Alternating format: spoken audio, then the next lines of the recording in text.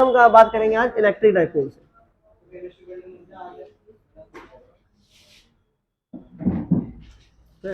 Electric dipole से जरा देखिए बेटा ध्यान से। अब इधर इलेक्ट्रिक डाइपोल की अगर हम बात करें, यहाँ पर ये जो शब्द है, अगर आप इस वर्ड को देखें तो ये दो वर्ड मतलब तीन वर्ड यहाँ पर है।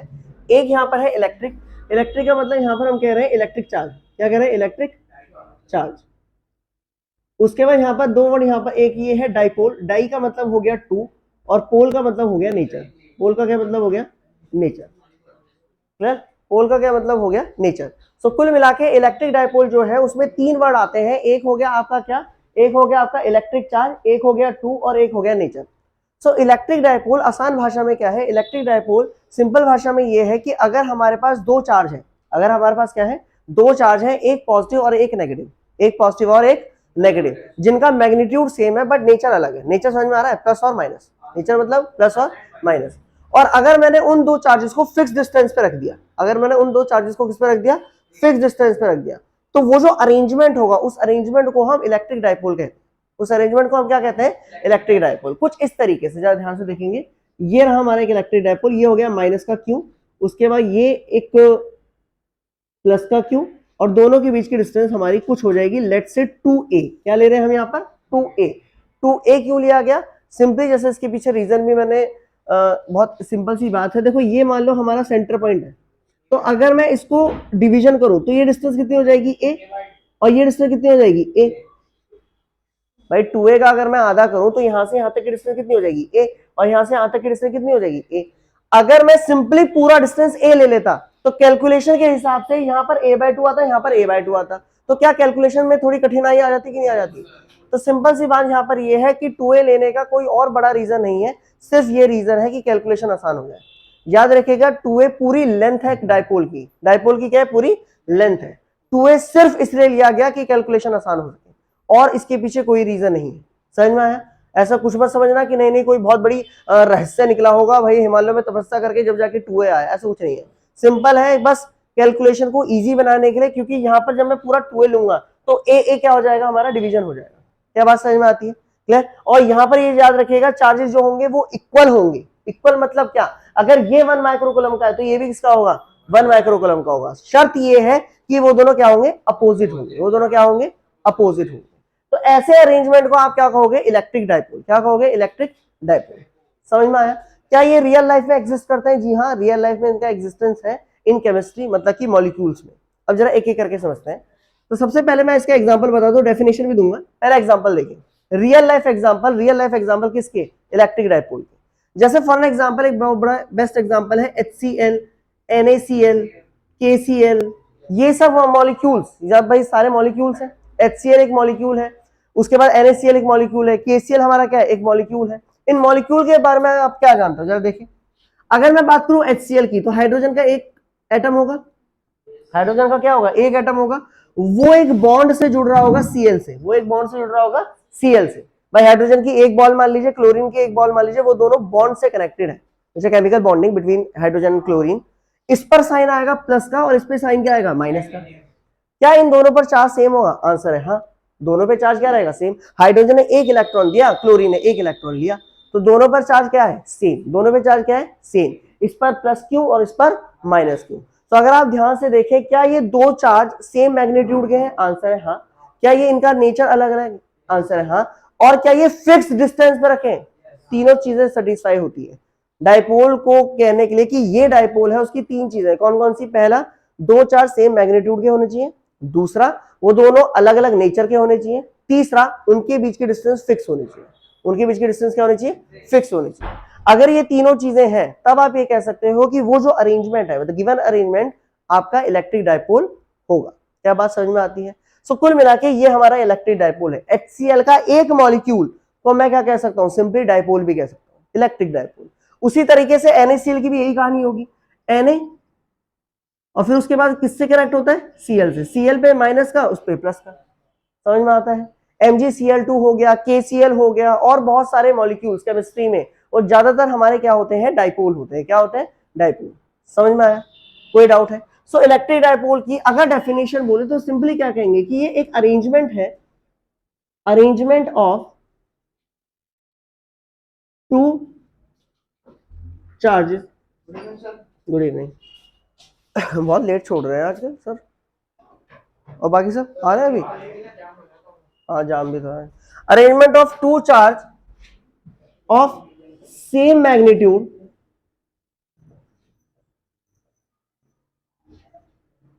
but different nature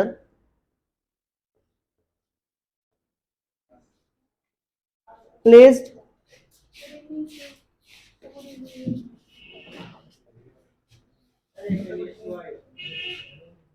fixed distance। क्या ये वाली बात समझ में आती है? ओ भैया, ओ बाद में बात कर लीजिए।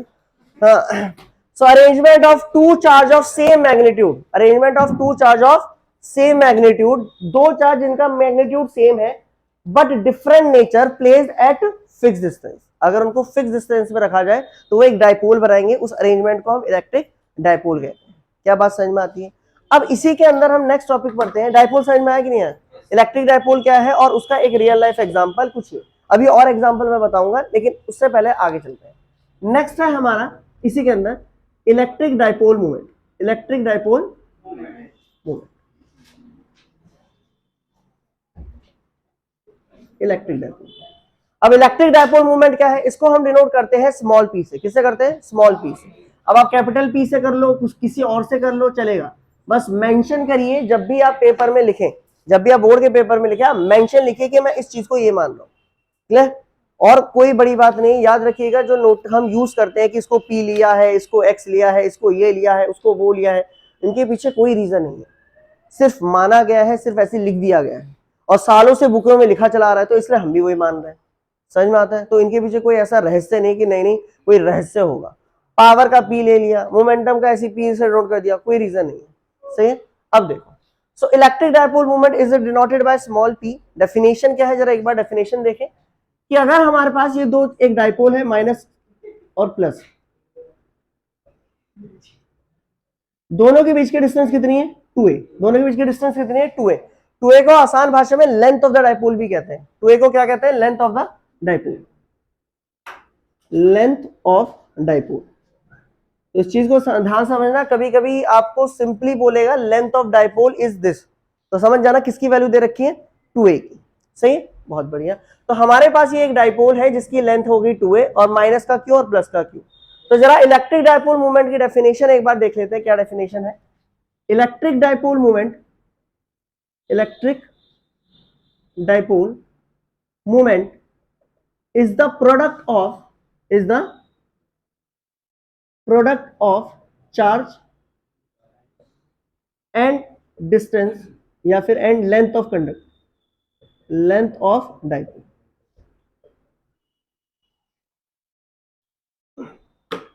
लेंथ ऑफ डायपोल क्या डेफिनेशन है? एक बार ध्यान से समझे। Electric dipole movement is the product of charge, मतलब दोनों में से कोई एक चार्ज ले लो, विदाउट साइन, साइन इंक्लूड नहीं होगा, कोई भी एक चार्ज ले लेंगे, या तो ये वाला या ये वाला, क्योंकि दोनों ही क्या है? सेम। दोनों ही क्या है? Same. So electric dipole movement is the product of charge and length of dipole. मतलब फॉर्मूला क्या बना? जरा फॉर्मूला देखें एक बार। फॉर्मूला होगा हमारा P equal to Q into में 2a। P इक्वल टू, मतलब P इक्वल टू में Q इंटू 2a। Q हमारा क्या हो गया? चार्ज, और 2a क्या हो गया? Length of the dipole. अब आप कहोगे सर इसका रीजन क्या है? बताते हैं अभी, मतलब क्या इसका सिग्निफिकेंस है, क्या चीज ये बताती है, धीरे धीरे करके बताएंगे। पहले डेफिनेशन समझ में आ गया और हमारा क्या आ गया? फॉर्मूला समझ में आ गया। यहां तक 2 पॉइंट क्लियर हुए। उसके बाद नई क्वांटिटी भाई आपके पास आई है, तो अगेन याद रखेंगे 3 चीजें। क्या? यूनिट, डायमेंशन, स्केलर है या वेक्टर। तो सबसे पहले बात करते हैं कि यूनिट इसकी क्या होगी? Unit of P. पी की यूनिट क्या है? एक चीज देना अंकित, एक चीज। यूनिट ऑफ पी, पी की यूनिट क्या है? जरा देखें। चार्ज की यूनिट क्या होगी? जरा बताएंगे। चार्ज की यूनिट कूलम, और 2a के बीच के डिस्टेंस, मतलब 2a की यूनिट क्या होगी? मीटर। तो कुल मिला के यूनिट क्या बनी? Coulomb metre. क्या बनी? Coulomb metre. ध्यान से देखो, Q के प्लेस की क्या होगी? कूलम, और 2a की क्या होगी? वो एक लेंथ है, तो लेंथ की क्या होगी? मीटर। तो यूनिट हुई हमारी कूलम मीटर, कूलम मीटर। उसके बाद नेक्स्ट अगर हम बात करें डायमेंशंस की, तो डायमेंशन देखिए कैसे निकालेंगे। डायमेंशन ऑफ P, कूलम की डायमेंशन क्या होती है? कूलम की डायमेंशन होती है 80। कैसे होते हैं जरा देखें एक बार, साइड में आओ। I equal to Q by T. ये फॉर्मूला 10th क्लास में पढ़ा है नहीं पढ़ा? I equal to Q by T. तो कुल मिला के करंट की इसको क्यू को प्लेस में मैं ये लिख सकता हूँ I इंटू टी। अब ये क्रॉस मल्टीप्लाई होगी ना, तो I के क्यू के प्लेस में क्या लिख सकता हूँ? I into T. तो I हो गया हमारा A और T हो गया मेरा कैपिटल T, मतलब कि टाइम। तो डायमेंशन क्या बनी? AT। क्या बनी? AT। तो या C के प्लेस में मैं क्या लिख सकता हूँ? AT। और L के प्लेस में क्या लिख सकता हूँ? मतलब M के प्लेस में क्या लिख सकता हूँ? L। तो डायमेंशन बनी ALT। क्या बनी? ALT। क्या बात समझ में आई? क्या सर के ऊपर से आई? देखो अभी यस आने वाला था। Yes sir, clear? So unit of P coulomb metre, dimension ALT। Third point, क्या ये स्केलर है vector? So it is a vector quantity. It is a vector quantity. Clear? ऐसे कर रहा है जैसे पता ना कौन सा रहस्य खुल गया यहाँ पर। डाइपोल मूवमेंट, ध्यान से देखिए, डाइपोल मूवमेंट, हाँ है, बता रहा हूँ मैं बता रहा हूँ, मैं बता रहा हूँ, रुक जा। हाँ, so dipole movement is a vector quantity. अब इसकी डायरेक्शन कहां से कहां होगी जरा एक बार देखते हैं, ध्यान से समझेंगे। अरे चला इधर देख। हाँ, डाइपोल मूवमेंट मतलब कि P is a vector quantity. अब इसकी डायरेक्शन कहां से कहां होगी, यहां पर कंफ्यूजन क्रिएट होना स्टार्ट होगा।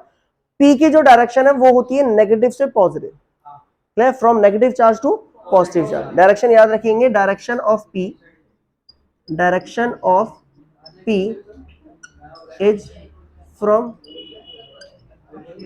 हाँ जी, हाँ देखो भाई कंफ्यूजन, इधर देख, इलेक्ट्रिक फील्ड की डायरेक्शन होती है पॉजिटिव चार्ज से नेगेटिव चार्ज, वो इलेक्ट्रिक फील्ड की डायरेक्शन है। और ये नई क्वांटिटी है इलेक्ट्रिक डाइपोल मूवमेंट। अब ध्यान से समझो इस चीज को, बहुत आराम से समझना। इलेक्ट्रिक फील्ड का कॉन्सेप्ट कब आएगा? जब हमारे पास एक चार्ज हो, एक चार्ज हो, दो चार्ज हो, तीन चार्ज, मतलब आसान भाषा में जब हमारे पास चार्ज बॉडी होगी तो हमारे पास इलेक्ट्रिक फील्ड का कॉन्सेप्ट आएगा। और इलेक्ट्रिक फील्ड की डायरेक्शन क्या होती है? From positive to negative. लेकिन डाइपोल मूवमेंट का कॉन्सेप्ट जब ही आएगा जब आपके पास डाइपोल होगा। ध्यान से समझो इस चीज को, डाइपोल मूवमेंट का कॉन्सेप्ट जब भी आएगा जब आपके पास ये वाला अरेंजमेंट होगा। मतलब क्या होगा? कुल मिला के एक इलेक्ट्रिक डाइपोल होगा। क्या होगा? एक इलेक्ट्रिक डाइपोल। और P की डायरेक्शन क्या होगी? मतलब डाइपोल मूवमेंट की डायरेक्शन ठीक अपोजिट है किसके? इलेक्ट्रिक फील्ड के, from negative to positive charge. तो इस चीज को बिल्कुल याद रखिएगा, कंफ्यूजन मत करिएगा। P की डायरेक्शन है नेगेटिव से पॉजिटिव और अपना E की डायरेक्शन क्या है? पॉजिटिव से नेगेटिव। यहां कंफ्यूजन है, क्लियर? अब यहां पर ध्यान से देखें कि इसका फिजिकल सिग्निफिकेंस क्या है, मतलब डाइपोल मोमेंट रियल में क्या बताता है, उसको अभी बताएंगे, पहले इतना नोट करिए। अब इसकी बात करते हैं कि इसका फिजिकल सिग्निफिकेंस क्या है, ये क्या चीज बताता है, क्लियर? अब सुनो ध्यान से। सबसे पहली चीज कि यहां पर कंफ्यूजन है कि सर चार्ज भी हमारा किसमें है? वो भी हमारा स्केलर क्वांटिटी है, और जो हमारा 2a है वो एक लेंथ है, वो भी स्केलर क्वांटिटी है। तो यहां पर वेक्टर क्यों आ रहा है? अगर इसको वेक्टर फॉर्म में लिखें, बहुत ध्यान से समझना इस चीज को, और थोड़ा मैथमेटिक्स यूज होगा। अगर मैं वेक्टर फॉर्म में लिखूं तो वेक्टर फॉर्म में होगा हमारा P वेक्टर इक्वल टू में Q टू A वेक्टर। ध्यान से समझना इस चीज को। ये A वेक्टर क्या है? ये A वेक्टर है position vector from one charge to other. मतलब for an example -q charge पर आप बैठे हो, माइनस पे क्या बैठे हो? -q पर, और आपने एक पोजीशन वेक्टर डाला, कितना? 2a का। कितना डाला भाई मेरे? 2a का पोजीशन वेक्टर डाला प्लस q की तरफ, तो वो हमारा जो वेक्टर है वो ये हो गया आपका A वेक्टर। तो कुल मिला के अगर इसको वेक्टर फॉर्म में लिखें सो P वेक्टर यहां पर कौन सा वेक्टर आ रहा है? Position vector. तो इसलिए यहां पर भी वेक्टर और यहां पर भी वेक्टर है, पहली चीज। दूसरी चीज, ये क्या चीज बताती है? P की वैल्यू क्या चीज डिसाइड करती है? ये डिसाइड करती है स्टेबिलिटी। ये डिसाइड करती है किसकी? Stability of dipole. Stability of dipole, बहुत ध्यान से समझना। जो हमारी वैल्यू होगी P की, value of P, value of dipole moment, value of dipole moment decides the stability of dipole. एक डाइपोल कितना स्टेबल है, एक डाइपोल हमारा क्या है, कितना स्टेबल है, उसकी स्टेबिलिटी निकालने के लिए हम P की वैल्यू निकालते हैं। मतलब P की जो वैल्यू होगी वो ये डिसाइड करेगी जो हमारा इलेक्ट्रिक डाइपोल है। इलेक्ट्रिक डाइपोल समझते हैं ना, आसान भाषा में किसकी बात कर रहे हैं? मॉलिक्यूल्स की। ऐसे मॉलिक्यूल्स की जहां पर प्लस और माइनस को आप डिसोसिएट कर सकते हो, ऐसे मॉलिक्यूल ही लेना, क्योंकि डाइपोल का फंडा वहीं आएगा। अगर आपने H2 और H2 ले लिया आपने, जैसे H2 हाइड्रोजन, वहां पर अगर हम बात करें प्लस और माइनस डिस्ट्रीब्यूट नहीं होते तो वो हमारा डायपोल नहीं है। तो मॉलिक्यूल कैसे, जहां पर आप प्लस को और माइनस को डिस्ट्रीब्यूट कर सकते हो, क्योंकि अगर वो एक बार डिस्ट्रीब्यूट हो गए तो वो हमारा क्या बन जाएगा, इलेक्ट्रिक डायपोल। सही है। सो अगर हम बात करें जो पी की वैल्यू होगी, डायपोल मोमेंट की जो वैल्यू होगी, ये क्या डिसाइड करेगी, ये डिसाइड करेगी स्टेबिलिटी ऑफ डायपोल, कि वो कितना स्टेबल है, वो कितना स्टेबल है। अगर पी की वैल्यू ज्यादा है इसका मतलब क्यू की वैल्यू ज्यादा होगी, उनके बीच में अट्रैक्शन की फोर्स क्या होगी, ज्यादा, आपको ज्यादा एनर्जी देनी पड़ेगी उनको अलग करने के लिए। क्या बात समझ में आती है कि नहीं आती? जितनी ज्यादा एनर्जी आप देनी पड़ रही है इसका मतलब उतना ही ज्यादा क्या है, स्टेबल। अगर हमारे पास दो डायपोल है ए बी और एक हो गया हमारा सी डी, बहुत ध्यान से ना, एक डायपोल हो गया हमारा ए बी, एक हो गया हमारा सी डी, एक को हमें एनर्जी देनी पड़ रही है 10 जूल की, एक को एनर्जी देनी पड़ रही है 50 जूल की, तो कौन सबसे ज्यादा स्टेबल होगा, 50 जूल वाला, क्योंकि हमको इतनी एनर्जी देनी पड़ी उसको अलग करने के लिए। क्या बात समझ में आती है कि नहीं आती? सो जितना ज्यादा पी की वैल्यू होगी उतना ज्यादा वो जो डायपोल होगा, मतलब कि उतना ज्यादा मॉलिक्यूल हमारा क्या रहेगा, स्टेबल रहेगा। मॉलिक्यूल स्टेबल मतलब उसकी बॉन्ड जो होगा वो क्या रहेगा, मजबूत होगा। क्या बात समझ में आती है? सो पी का ये फिजिकल सिग्निफिकेंस है। ज्यादातर बोर्ड का फेमस क्वेश्चन आता है सिंपल एक लाइन में कि what is the physical significance of dipole moment, what is the physical significance of dipole moment. आप सिंपली ये लिखोगे कि फिजिकल मतलब जो पी की वैल्यू है डिसाइड करती है स्टेबिलिटी ऑफ इलेक्ट्रिक डायपोल। समझ में आया? कोई डाउट है? तो हमारा इलेक्ट्रिक डायपोल, डायपोल मूवमेंट ये क्लियर हो। उसके साथ और मॉलिक्यूल्स भी होते हैं जिनके अंदर बहुत सारे डायपोल्स बनते हैं। जैसे मैं एक एग्जांपल आपको बताता हूं, बहुत ध्यान समझना, दो एग्जांपल हैं, जरा एक एक करके समझते हैं। भाई अगर हम बात करें H2O की, किसकी बात करें, H2O की, MgCl2 की, ये कुछ मॉलिक्यूल्स हैं।